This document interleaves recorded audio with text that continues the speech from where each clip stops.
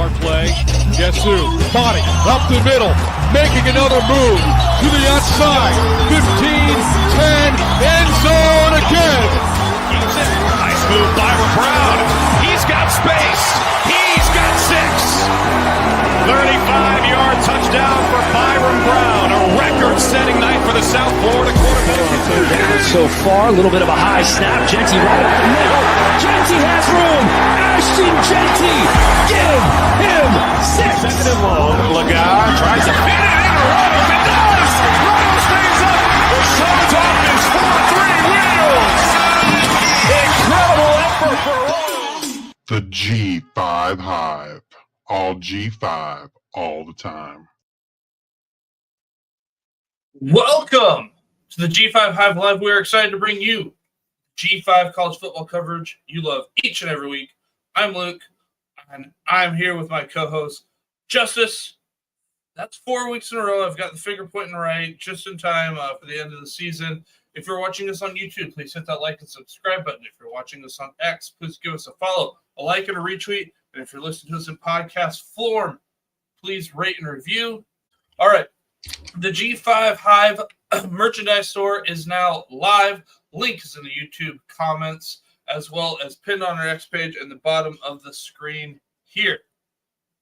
And let's get it started first with the Game Above Sports Bowl. We've got Pittsburgh Panthers versus Toledo Rockets in Detroit, Michigan, Thursday afternoon, 2 p.m. Eastern on ESPN, a G5 versus P4 matchup. Again, we're a G5 podcast. I do my best to get some information on these P4s, but I don't have any information on Pittsburgh. But then not heard anything back to this point from Toledo. So I don't really have much information there. So we'll skip that part. And who are some Pittsburgh Panthers that we need to know? I mean, they don't really have a ton of losses in the portal. I feel like most of the players, like their impact players, at least they're not in the portal anyway. And I think you can kind of say the same for the most part for Toledo as well. So when Pittsburgh has the ball, you're looking at quarterback Eli Holstein, running back Desmond Reed. Desmond Reed kind of does it all for them, right? I feel like he's the focal point of their offense. Great running back, great running the ball. Also catches out of the backfield. So he's kind of a dual threat running back. Their top receivers, Kanata Mumfield, Kenny Anderson, and then they also like tight end Gavin Bartholomew.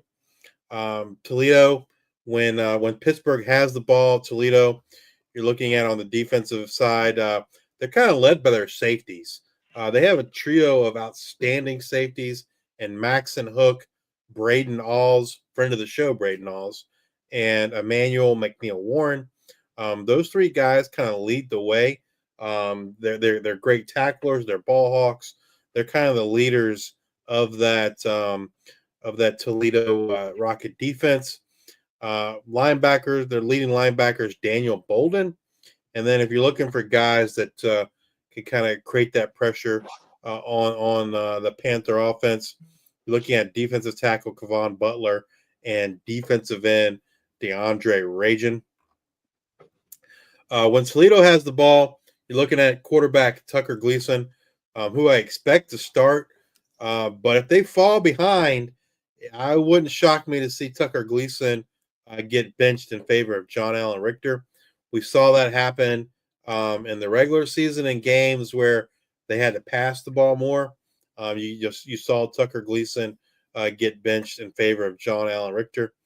Running backs, kind of a very much a committee approach for the Rockets. You got Connor Wallendak and Jaquez Stewart. Wallendak more kind of between the tackles. Stewart more of the that lightning in a bottle type back, if you will. And then they have some great receivers and a great tight end there at Toledo. And Jerwan Newton and Junior Vandeross at receiver. And then Anthony Torres at tight end. It's like all Torres does is catch touchdowns. So look for him to have, when they get in the red zone, look for them to throw it to Anthony Torres. The Panthers on defense are led by safety Donovan McMillan. He's their leading tackler. And then followed by linebackers Kyle Luis and Rasheem Biles.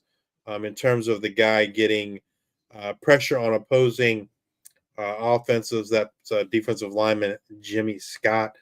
The spread on this game is Pitt -7 with an over-under of 49.5. Much as it pains me to say this, I like Pitt. Toledo did not play well, towards the end of the season. I didn't feel like, and I don't know. I think Pitt, with Holstein and Reed and all their offensive pieces still there and playing in this game, I think it's gonna be a little bit much. I don't think the Toledo offense is gonna be able to keep pace in this game, unfortunately. Do you have any thoughts? Yeah. No, I mean it'll be the Reed and Pitt's defense. Desmond Reed show. It'll be the Desmond Reed show.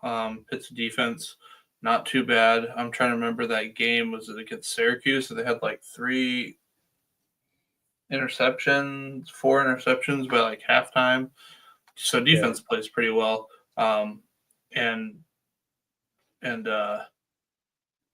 Tucker Gleason will put the ball in danger from time to time. So, come back and join us next week as we discuss what happened in the G5 bowl games, as well as look forward to the next set of G5 bowl games, as we always bring you up to date on the latest news and happenings in the world of G5 college football. If you're watching us on YouTube, please hit that like and subscribe button. And if you're watching us on X, please give us a retweet, a like, and a follow. And if you're listening to us on Apple Podcasts or Spotify, please subscribe and leave those 5-star ratings and review. Thank you all for your support. Until the next time, we are the G5 Hive.